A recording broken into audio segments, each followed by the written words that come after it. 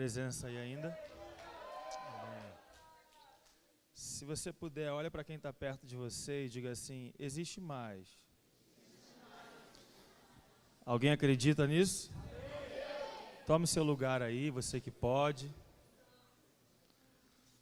Encontre um lugar para você estar. Se você pode, se quiser ficar aqui na frente também, não tem problema.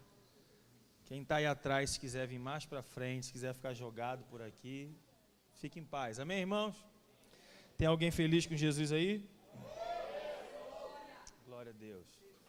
Deixa eu dar alguns anúncios aqui bem rápido. Para quem não me conhece, eu me chamo Gilberlan, tenho 33 anos de idade, sou casado com a Joyce, minha esposa está aqui. Agora em setembro faremos 9 anos de casado. Faço parte de uma igreja chamada Base Cultura do Céu, lá no Rio de Janeiro. É um prazer estar com os irmãos mais uma vez. No ano passado nós estivemos juntos também. E eu queria compartilhar, dividir o meu coração com você. Mas antes disso eu queria apresentar algo para você bem rápido. Agora em outubro, no dia 2 de outubro, eu e minha esposa, junto de mais um grupo de 18 pessoas, nós estaremos indo para a Europa. Por 5 nações, nós iremos fazer missões lá. Nós estamos custeando, cada missionário está custeando a sua ida, passagem, os custos necessários para essa viagem, porque nós acreditamos que tem um avivamento chegando. Tem alguém que acredita nisso? E nós acreditamos que há um apontamento na rota missionária para a Europa. Alguém acredita nisso também? Nós gritamos isso já há mais de 5 anos, e nesse ano, agora em outubro, nós iremos ir para a Europa, junto com a minha esposa, mais um grupo de amigos, de pastores, de pessoas, servir lá na Europa, servir igrejas e rua, fazer trabalhos evangelísticos também, enfim. E um dos meios de nós levantarmos esses recursos é através da venda, é um dos meios, tá? Através de venda de materiais. Então nós temos um livro que lançamos há 1 ano atrás, que é o livro Devoção, a Razão da Nossa Existência. Alguém já ouviu falar? Não? Alguém já leu? Amém? Devoção, a Razão da Nossa Existência não é um livro devocional, mas vai te ajudar a desenvolver um devocional. É um livro que vai te esticar. Se de fato você tem fome por Deus, se você de fato tem fome e deseja que o fogo que você está provando numa conferência, ele permaneça até os últimos dias da sua vida, eu quero te encorajar a adquirir esse livro, que vai ser um manual, vai ser uma ferramenta, ou mais uma ferramenta, para que você possa de fato desenvolver a sua jornada com Cristo e crescer em uma vida de comunhão e de intimidade com o Espírito Santo. Alguém deseja isso? Diga amém. Está lá atrás os livros. E eu trouxe outros livros também, como eu acredito muito num avivamento, como eu acredito que nós estamos às portas de viver o maior avivamento da história da igreja, que vai preceder a volta de Cristo. Se você crê também, amém. Se não, amém, do mesmo jeito. Mas nós estamos prestes a viver o que nós líamos ou lemos em Atos 2, mas de forma muito maior e muito mais intensa e muito mais poderosa. Amém? Você não precisa ter fé para crer nisso. Não te convido a crer no que eu creio, mas quando a onda passar, nem que seja no caixote, mas ela vai te pegar. Amém? Então ou você se prepara para ela, ou vai no caixote, mas o negócio é ela pegar você também. Tudo bem aí? Então eu trouxe alguns livros aqui que vai ajudar, vai regar talvez a semente de avivamento que já está no seu espírito, ou talvez hoje vai ser uma semente que vai ser lançada no seu espírito. Mas eu trouxe um livro de uns caras muito fracos aí, chamado Charles Spurgeon. Alguém já ouviu falar? Alguém já ouviu falar? Então, o clamor do avivamento, o fogo sagrado. E dentre alguns outros livros, também tem do Charles Spurgeon, A Cruz de Cristo. Tem um livro, porque eu falo muito sobre avivamento, e normalmente nós falamos muito pouco das mulheres. Tem mulheres aqui? Então nós trouxemos um livro hoje, Os Generais de Deus. Sendo que, embora é os generais de Deus, os generais não são homens, são mulheres. Mulheres que impactaram a história da igreja. Mulheres como uma tal de Susana Wesley. Uma mulher que teve 19 filhos. alfabetizou os 19 na Bíblia. Todo dia dedicava 1 hora à oração. E a cada momento que ela dedicava ao entretenimento, ela dedicava ao seu relacionamento com Deus. Crente cheio de Deus aqui ainda? Então, à medida que Susana Wesley maratonava numa série na Netflix, 6 horas direto, após as 6 horas direto, ela ia entrar para o quarto, fechar a porta e maratonar com o Espírito Santo. Eu oro para que a nossa geração troque o entretenimento pelo avivamento. Se você que é mulher, e não só você que é mulher, mas você que é enxerido e deseja crescer no conhecimento de Deus e manter o seu coração aquecido pelo fogo do Espírito Santo, eu encorajo você a ler o livro Generais de Deus, que fala sobre as mulheres. Amém, irmãos? Então, os livros estão lá atrás. Você vai se... O Gabriel trouxe livro? Cadê o Gabriel? Trouxe livro, Gabriel? Trouxe? Tá lá. O livro do Gabriel está lá fora. O livro do Gabriel é sobre adoração, o propósito da humanidade. E o livro Adoração é livro para qual classe da igreja, gente? Oi? Não é para os músicos? Não é só os músicos que adoram? Então é para você também. Os músicos, eles têm a obrigação de sair com esse livro. E você também. Amém? Preste atenção no que eu vou dizer para você. Se você tem fome, você precisa trocar o seu cardápio. Se você tem fome, você vai precisar se abster de algumas coisas. Nós vamos entrar por esse caminho hoje. Você vai precisar se abster de algumas coisas e começar a alimentar o seu espírito, ainda que isso te custe algo financeiro. Diga amém, só para que é contigo. Amém. Amém? Então os livros vão estar lá atrás. Você adquire quantos você quiser. Você vai estar abençoando a nossa família e você vai estar sendo edificado também. Amém, irmãos? Você está feliz com Jesus aí ainda? Amém? Eu queria convidar você, eu queria descer. Eu quero convidar você. Não precisa não, pode deixar ali. Obrigado. Eu quero convidar você hoje a estar aberto. Eu acredito que nós estamos diante de uma geração que vai viver um tempo de muita profundidade em Deus. Eu acredito que nós, a nossa geração, que está sendo rotulada como uma geração do mimimi, e em partes eles não estão errados. Mas eu creio que a nossa geração vai ser uma geração que vai amar mais Jesus do que todas as gerações. Que a nossa geração vai crescer no primeiro mandamento. Amar a Deus, até o microfone funcionar. Amar a Deus com todo entendimento, com toda a força e com toda a alma.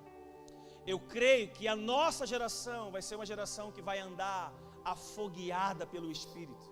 Vai andar com o coração aquecido pelo fogo do Espírito Santo. Por isso eu queria que você soubesse que todo avivamento na história começou com alguém com fome o suficiente para andar inconformado com o nível que a sua geração estava vivendo. Todo avivamento que aconteceu na história começou com alguém insatisfeito. Alguém que estava não como um termômetro julgando a realidade dos cultos, mas alguém que estava olhando para si mesmo e estava insatisfeito com aquilo que ele já havia provado na presença de Deus. Não sendo ingrato pela medida que Deus derramou, mas insatisfeito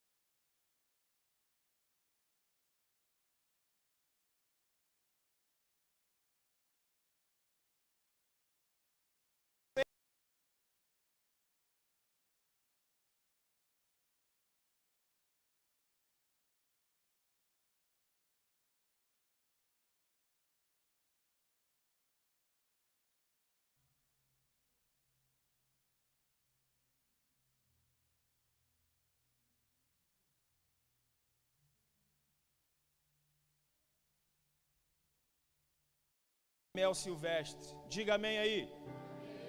Eu vou ler na minha versão aqui, NVI. Diz assim: naqueles dias surgiu João Batista pregando no deserto da Judéia. Ele dizia, arrependam-se, porque o reino dos céus está próximo. Verso 3, eu passei essa manhã chorando lendo isso. Verso 3, estou lendo na NVI, diz assim: este é aquele que foi anunciado. Este é aquele que foi anunciado. Este é aquele que foi anunciado pelo profeta Isaías.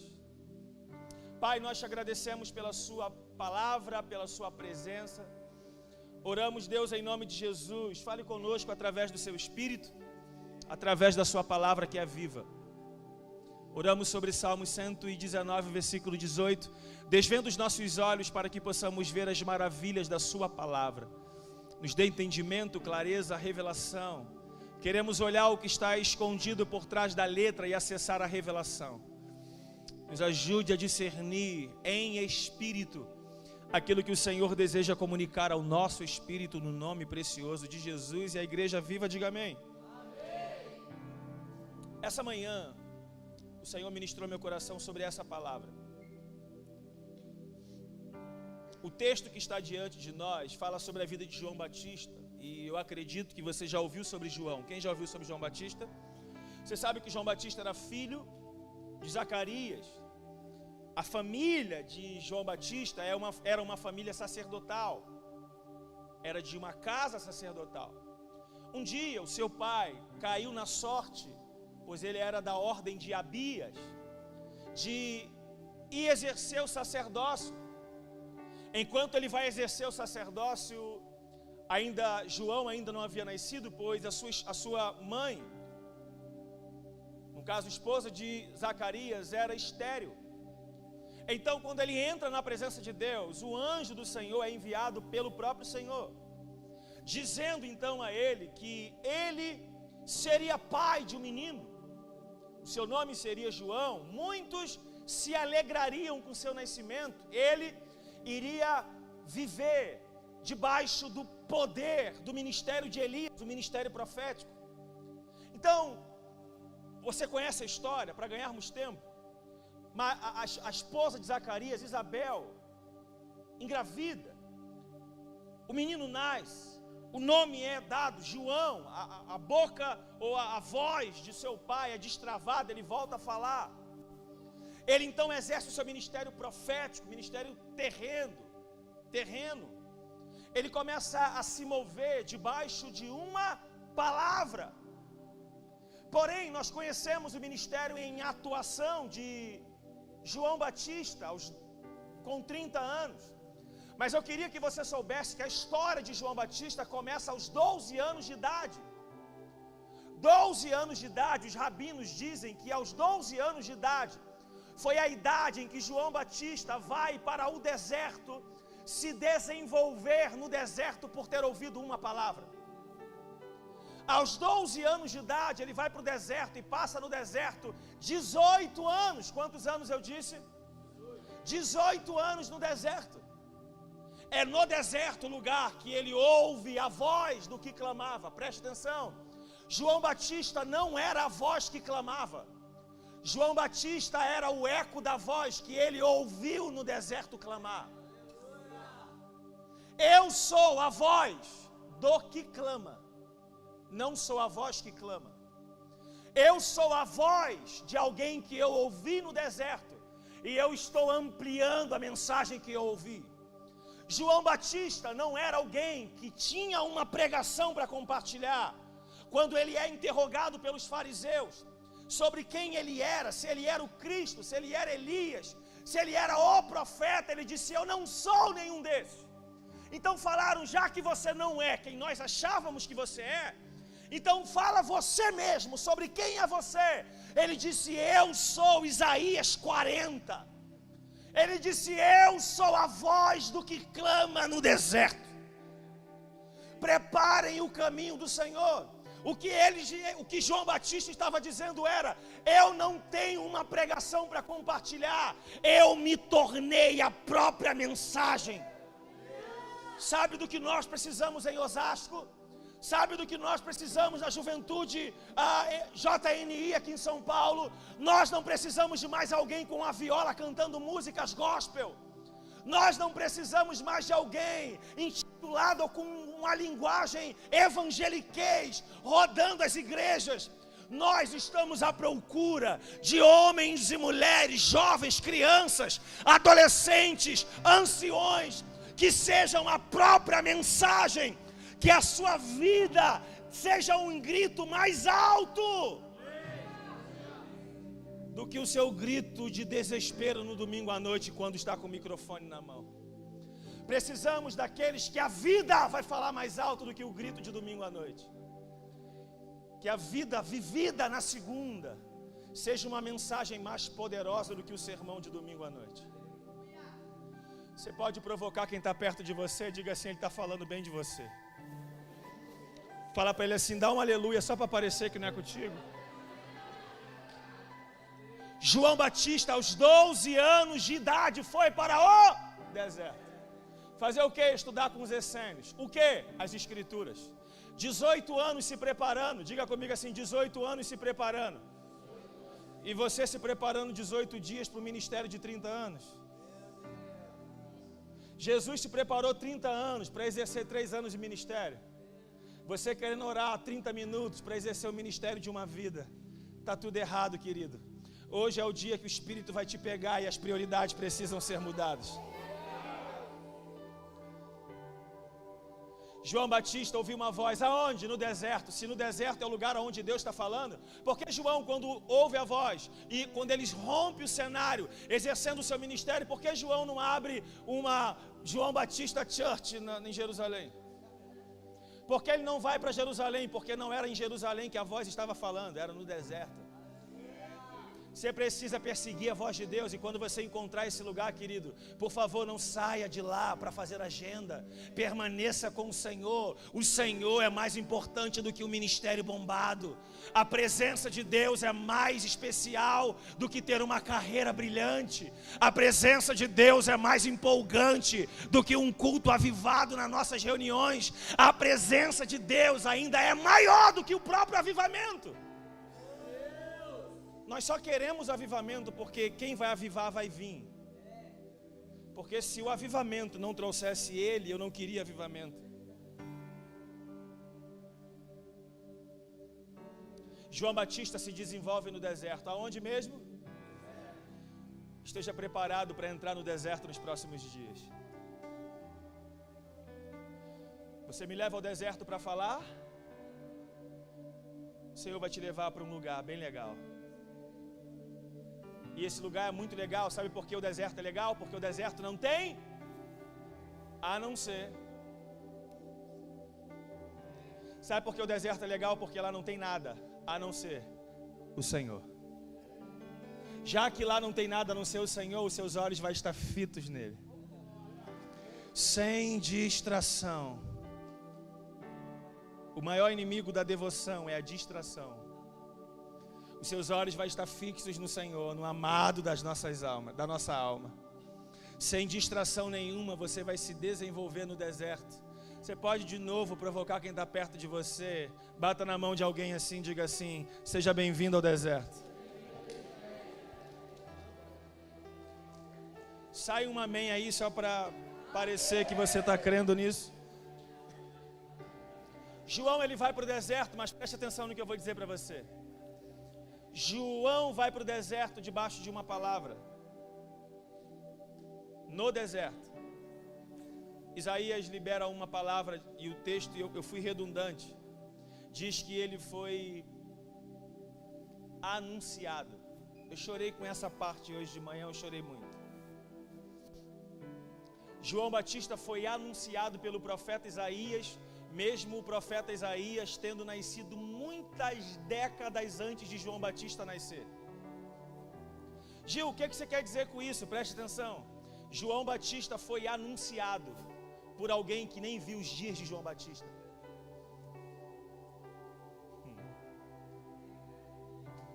Meu Deus.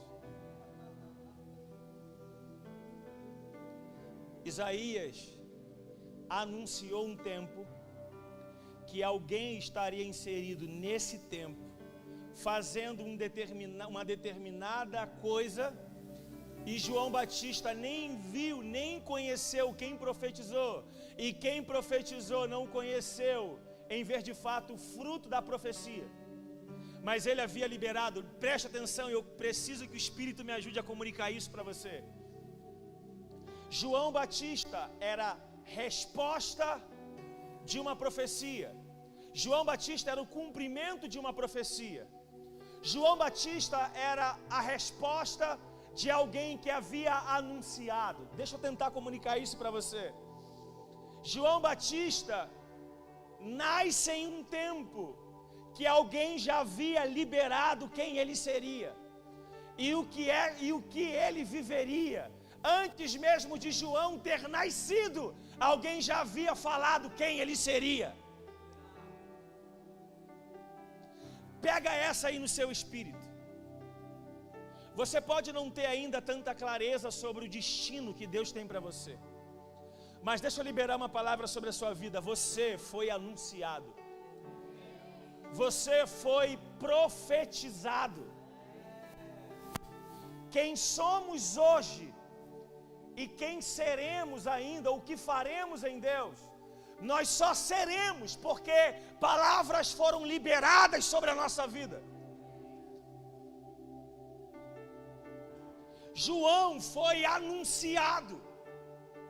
Há pessoas aqui que não faz a menor ideia, a nossa geração, pessoas que nunca te viu, nunca me viu, dobravam os joelhos há décadas, há centenas de anos atrás, orava para que Deus levantasse uma geração como a nossa. Pais e mães profetizaram ao nosso respeito, oravam por mim, por você, pelo simples fato de conhecer os nossos avós, os nossos pais, e estavam liberando palavras sobre a nossa família. Levanta a mão se você acredita nisso aqui. A nossa geração é uma geração bendita, é uma geração cheia do Espírito de Deus, é uma geração que, se não vê de fato o maior avivamento e a volta do Cristo para buscar a sua igreja, se os nossos olhos não vê, nós prepararemos a próxima geração para serem mais profundo do que nós conseguirmos ir na nossa geração.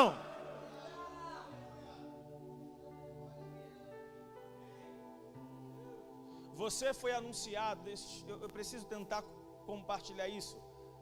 Quando eu tinha 6 anos de idade, quem é dessa igreja já conhece essa história. Quando eu tinha 6 anos de idade, no final de um culto, minha mãe vem na beira do altar, Igreja Universal do Reino de Deus, não crê em visão. Minha mãe vem na beira do altar, eu sou de 90, em 96, minha mãe vem na beira do altar, como alguns vieram aqui. Um pastor está pregando aqui, mas quando minha mãe vem na beira do altar, Deus abre os olhos da minha mãe. Minha mãe tem uma visão dentro da igreja. De repente minha mãe olha para o altar, e quem está no altar não é o pastor que estava pregando naquele culto. É alguém que minha mãe só via do pescoço para baixo com o microfone na mão. E quem era que estava pregando no altar? O filho da minha mãe. Quem é ele? Minha mãe tem uma visão comigo. Eu tinha 6 anos de idade. Minha mãe tem uma visão, eu com o microfone na mão pregando o evangelho. Eu era um Satanás Kids nessa época. Xingava a mãe, xingava a pai, xingava todo mundo. Minha mãe consegue me ver com o microfone na mão pregando o evangelho porque Deus mostrou para minha mãe. Deus falou para minha mãe: fique em paz, porque o seu filho será um pregador do evangelho. 10 anos depois eu estou andando na comunidade da Maré com um fuzil na mão. As pessoas estão olhando para minha mãe e estão dizendo assim: vai lá ver o Gilberlan armado lá na rua tal. Minha mãe dizia: eu não preciso ir lá. A senhora quer fugir da realidade que ele está vivendo? Minha mãe dizia: não, eu não estou fugindo da realidade que você está conseguindo ver. A verdade é que eu já vi quem o meu filho vai ser, e esse filho você não consegue ver. Então toda vez que questionavam minha mãe dizendo: seu filho é um bandido, minha mãe dizia: ele até pode ser hoje, mas eu já vi quem ele vai ser. Quantas madrugadas, claro dia, chegava em casa, quando eu estava pegando no cochilo, minha mãe botava a mão na minha cabeça e começava a orar. Por quê? Porque minha mãe havia visto quem vocês estão vendo agora. Preste atenção no que eu vou dizer para você. 16 anos de idade, eu chegava numa esquina de mochila, fuzil na mão. O pastor gritava, em 2006, 10 anos depois da visão que minha mãe viu, o pastor me via chegando de fuzil na esquina, do lado de uma boca de fumo. Ele me via chegando de fuzil e ele gritava para mim: Pastor Gilberlan, eu estou vendo você com o microfone na mão pregando o evangelho para uma multidão de pessoas. Deixa eu liberar uma palavra sobre a sua vida, meu amigo. Eu não saí lá do Rio de Janeiro para cumprir uma agenda aqui em Osasco. Eu vim cumprir uma profecia que foi dita a meu respeito. Eu fui anunciado. O que eu estou vivendo hoje é o cumprimento de uma palavra profética que foi liberada sobre a minha vida. E existem palavras de Deus liberadas sobre a sua vida também. E não importa o cenário atual da sua vida, nós não fomos chamados a vivermos por vista, mas por fé. A realidade atual não define quem Deus te criou para ser. A sua realidade atual não vai impedir Deus cumprir as promessas que Ele disse que faria na sua vida para a glória de Deus. Se tem crente aqui, levante as mãos para os céus aí e dá um grito de glória a Deus aí, meu irmão.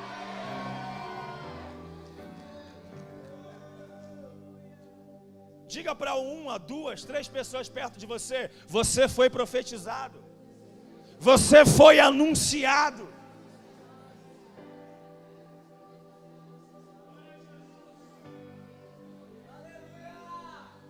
Agora entenda isso, entenda isso. João Batista era estranho naqueles dias, sim ou não? Pensa no pano que João usava. Sabe qual era a grife que João usava? Pelo de camelo. E o cardápio de João não era muito o da moda.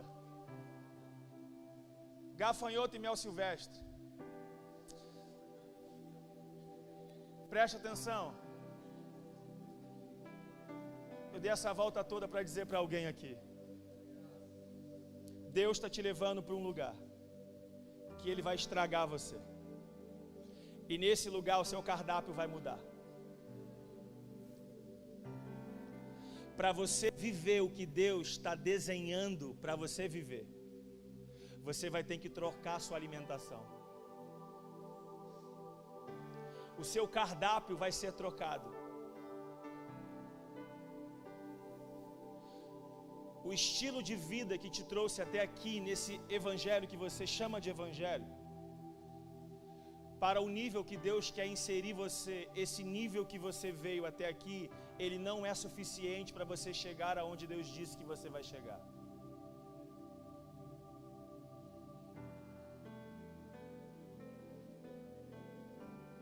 O tempo que você tem dedicado a Deus não tem sido suficiente para você se tornar aquilo que Deus disse que você seria e fazer aquilo que Deus disse que você irá fazer.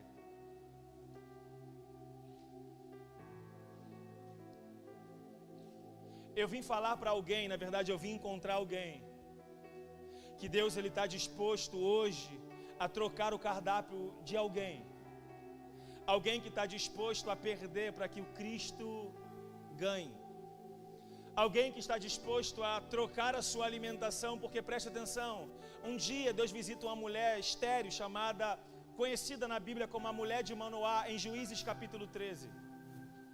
Manoá, quando sabe da história que a mulher dele recebeu a visita de um anjo e que agora eles teriam um filho, ele fala assim: se esse homem aparecer, o anjo aparecer de novo, me chama porque eu preciso conversar com ele.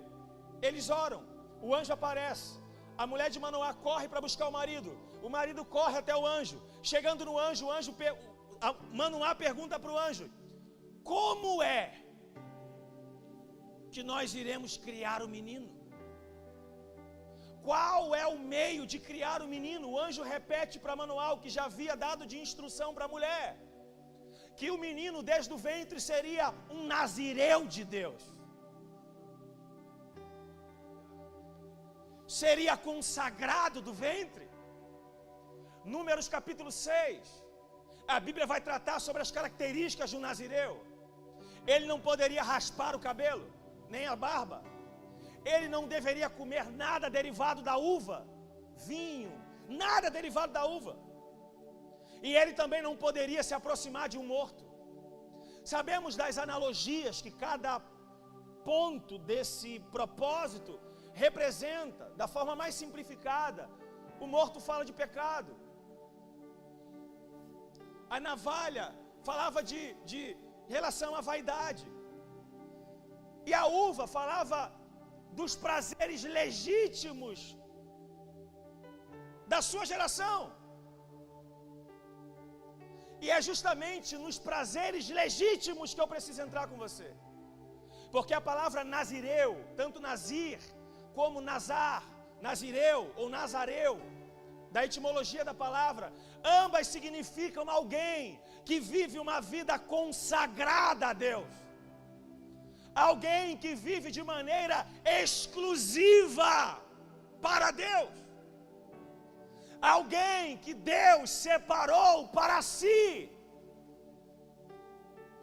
Tanto Sansão, que é filho de Manoá dessa história, Sansão, João Batista era nazireu, Samuel era nazireu, Paulo exerceu o voto do nazireado. Só os fracos na Bíblia. Quem eram os nazireus? Eram aqueles que estavam dispostos a concentrar o seu prazer exclusivamente em Deus. Alguém que trocava o seu cardápio, alguém que abdicavam de prazeres legítimos para crescer em prazeres eternos. Eu queria encontrar alguém aqui em Osasco nessa noite que está disposto a abrir mão dos prazeres legítimos. A internet é um prazer legítimo, sim ou não? Você ir jogar bola é um prazer legítimo, sim ou não? Você vê Netflix e dentre muitas coisas é um prazer legítimo, sim ou não? Mas eu quero saber aonde é que estão aqueles que estão tão apaixonados por Deus ao ponto de largar aquilo que é legítimo por amor ao Senhor. Aqueles que vão olhar para aquilo que não tem nada a ver e de fato não tem, e vai dizer: Deus, é isso que eu quero para a minha vida.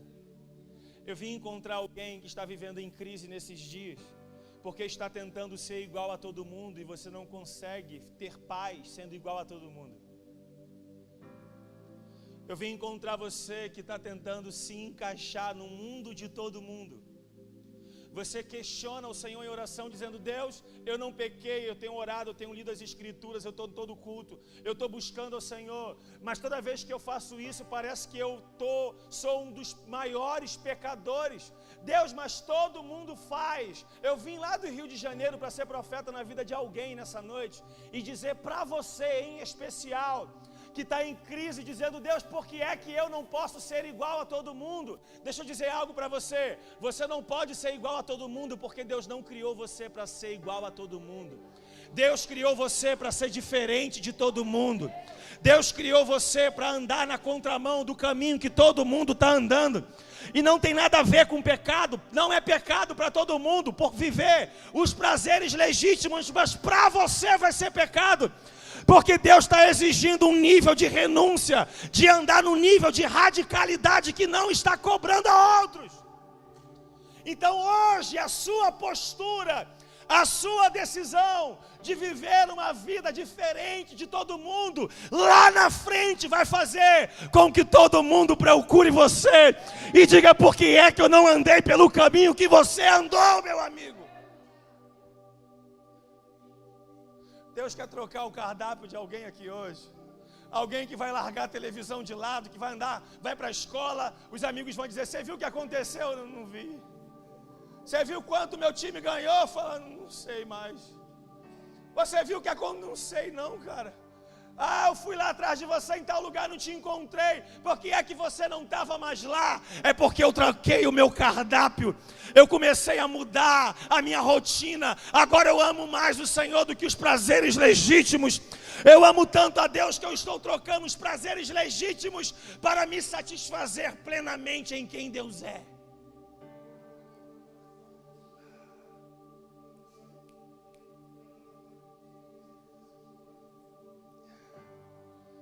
Senhor marcou um encontro contigo hoje. Você que vai sair da teoria e vai entrar para a prática da devoção.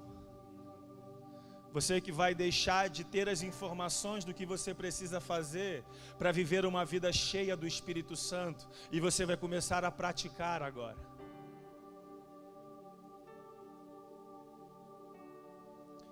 Eu vim encontrar alguém que hoje está disposto a dizer: Deus, o Senhor sabe o que eu planejei para mim, mas hoje eu amasso tudo e jogo fora.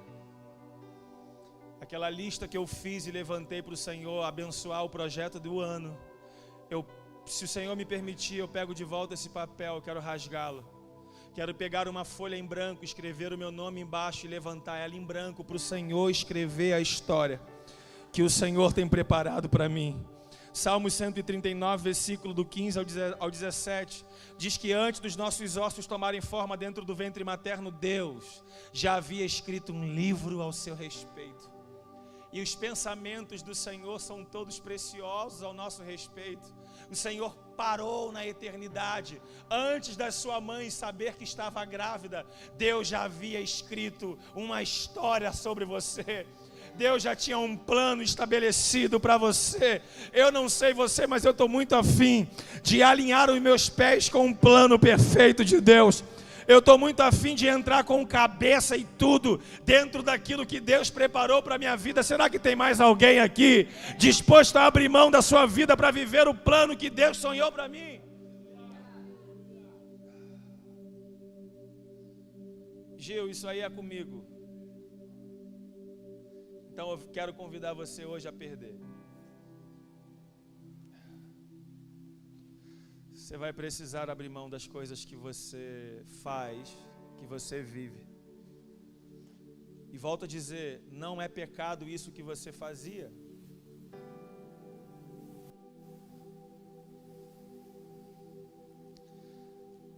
Mas o Senhor está te chamando para viver uma vida radical ao ponto de até aquilo que não é pecado pode se tornar pecado para você. Porque Deus não está cobrando de todo mundo, porque Deus não tem esse peso com todo mundo. É melhor você aprender isso antes, pois você vai sofrer menos. Eu quero convidar alguém que está disposto a literalmente perder a sua vida. Alguém que vai dizer assim: cara, mas eu projetei a minha vida. Talvez você vai sair daqui hoje sem saber nem o que você vai fazer amanhã. Alguém tão apaixonado pela presença de Deus que você não vai trocar mais o Senhor pelos prazeres do mundo.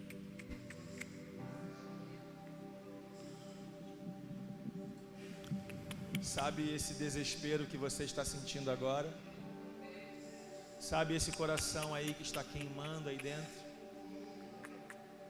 O fogo está no peito e as lágrimas voltaram aos olhos.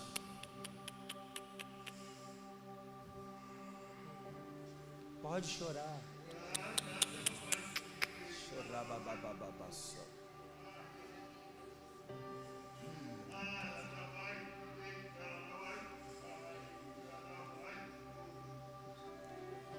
Deus ainda é especialista de derramar mais da sua presença sobre aqueles que têm mais fome.